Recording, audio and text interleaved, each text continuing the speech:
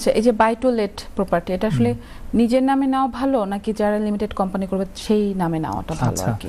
আপনার প্রশ্নগুলো কিন্তু খুবই গুরুত্বপূর্ণ প্রশ্ন। এই প্রশ্নগুলো এটা আমাদের দর্শকদের উদ্দেশ্যে, কারণ যেহেতু আমরা দর্শকদের জন্যই কিন্তু আপনার সাথে কথা বলছি, এবং এই প্রশ্নগুলোর উত্তর জানার পর যদি আমাদের দর্শকদের উপকার হয় সেটাই কিন্তু আমাদের আসলে মূল লক্ষ্য। এবং প্রফেশনাল অ্যাডভাইজার হিসাবে অ্যাডভাইজাররা কিন্তু এই প্রশ্নটা সবসময়ই পেয়ে থাকেন আমাদের যারা ক্লায়েন্ট আছে তাদের কাছ থেকে, যে আমরা বাই টু লেট প্রপার্টি কি আমাদের পার্সোনাল নামে কিনবো নাকি লিমিটেড কোম্পানির নামে কিনবো। আগে কিন্তু সবাই পার্সোনাল নামেই কিনতো বাই টু লেট। লিমিটেড কোম্পানির যে সিস্টেম, এই প্রথাটা খুব বেশি একটা পপুলার ছিল না। রিসেন্টলি যখন আমি বলছি ধরেন অ্যারাউন্ড 2020 এই সময়ের মধ্যে রেন্টালের যে আপনার ট্যাক্স যে ক্যালকুলেশন, যে ট্যাক্সেশনের যে রুলগুলো, ওইগুলো চেঞ্জ হয়ে গেছে এখন। এই কারণে লোকজন যে দেখা যাচ্ছে যে আমাদের অনেক ক্লায়েন্টই আছেন যে তারা পার্সোনাল নামে না কিনে ওনারা বাই টু লেট কিনছেন প্রপার্টি ওনাদের লিমিটেড কোম্পানির নামে। নাও হুইচ ইজ বেটার, কোনটা বেটার হবে আমাদের ক্লায়েন্টের জন্য বা দর্শকদের জন্য, সেটা নির্ভর করে তাদের অবস্থার উপর।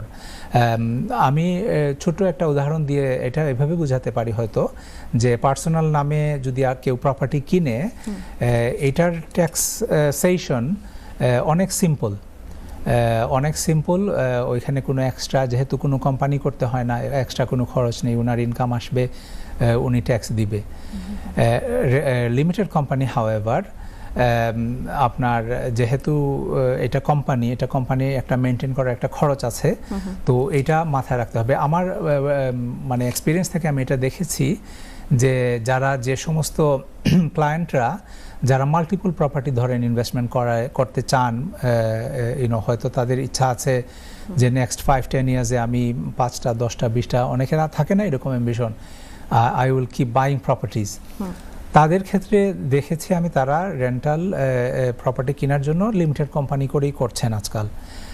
বাট যদি কেউ অ্যাক্সিডেন্টাল ল্যান্ডলর্ড হয়ে যায়, মনে করেন হয়তো উনি কোনো একটা প্রয়োজনে একটা বাই টু লেট কিনবেন, they don't like having big portfolio, ঠিক আছে। এখন যদি একটা প্রপার্টি হয়, তাহলে দেখেছি আমি আমার অভিজ্ঞতায় যে তারা এই পার্সোনাল নামে কিনছেন। But ultimately depends on your personal preference এবং আপনার কি প্ল্যানটা কি, বিজনেস প্ল্যানটা কি, এটার উপরে নির্ভর করবে। অনেকে মনে করেন যে তার একটা পার্সোনাল প্রপার্টি কেনা থাকলে দ্বিতীয় যে প্রপার্টি উনি কিনবেন বাই টু লেট প্রপার্টি, এটাতে আসলে কি প্রভাব ফেলে বা এটাতে কোনো সুবিধা কি পাওয়া যায় কিনা? মানে যদি একটা প্রপার্টি থাকে বাই টু লেট এবং যদি আরেকটা কিনতে চান, না একটা প্রপার্টি বাই টু লেট না, একটা প্রপার্টি সে ব্যক্তিগতভাবে কিনেছে। আচ্ছা, মানে অনেকে চিন্তা করে যে আমি বাই টু লেট যে প্রপার্টি করব সেটা আমার লিমিটেড কোম্পানির নামে করব, তো আমার যেহেতু একটা বাড়ি আছে, সেহেতু আরেকটা বাই টু লেট প্রপার্টি কেনার ক্ষেত্রে কি আমি সুবিধা পেতে পারি কিনা?